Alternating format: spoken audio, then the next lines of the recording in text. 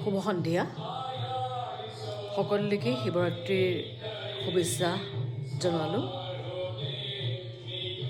সকলোৱে নিশ্চয় নিজৰ নিজৰ ঘৰত শিৱৰাত্ৰি উদযাপন কৰিছে। শিৱৰাত্ৰি বুলিলে এটা খুব উৎসৱমুখৰ পৰিৱেশ সৃষ্টি হয়। খুব ভাল লাগে মোৰ। বিভিন্ন স্থানত শিৱৰাত্ৰি খুব উলহ মালহেৰে উদযাপন কৰা দেখা গৈছে এইবাৰ। সদায়ে কৰে বাৰু, কিন্তু এইবাৰো দেখিছোঁ। ময়ো নিজে ঘৰত অকণমান যা যোগাৰ কৰিছোঁ শিৱৰাত্ৰি পূজা ভাগৰ।